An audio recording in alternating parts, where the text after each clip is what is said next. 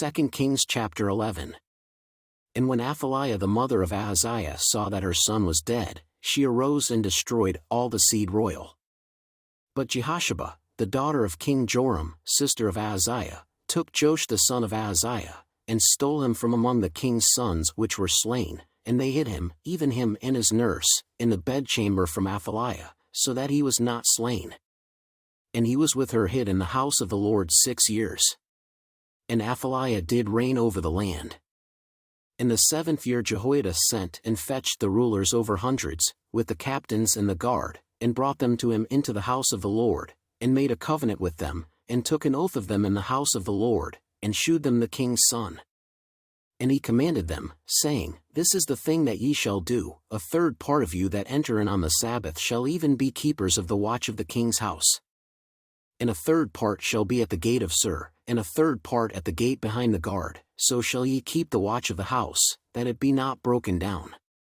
And 2 parts of all you that go forth on the Sabbath, even they shall keep the watch of the house of the Lord about the king. And ye shall compass the king round about, every man with his weapons in his hand, and he that cometh within the ranges, let him be slain, and be ye with the king as he goeth out and as he cometh in.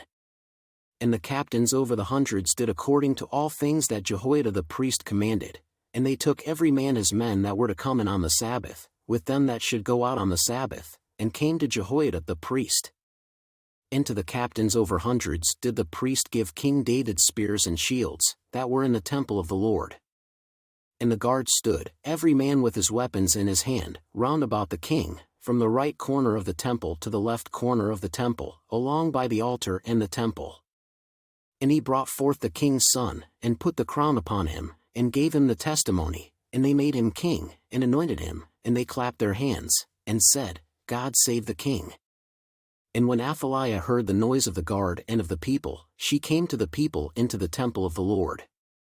And when she looked, behold, the king stood by a pillar, as the manner was, and the princes and the trumpeters by the king, and all the people of the land rejoiced, and blew with trumpets, and Athaliah rent her clothes, and cried, Treason, treason.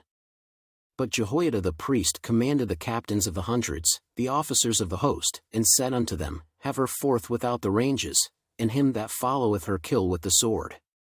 For the priest had said, Let her not be slain in the house of the Lord. And they laid hands on her, and she went by the way by the which the horses came into the king's house, and there was she slain. And Jehoiada made a covenant between the Lord and the king and the people, that they should be the Lord's people, between the king also and the people.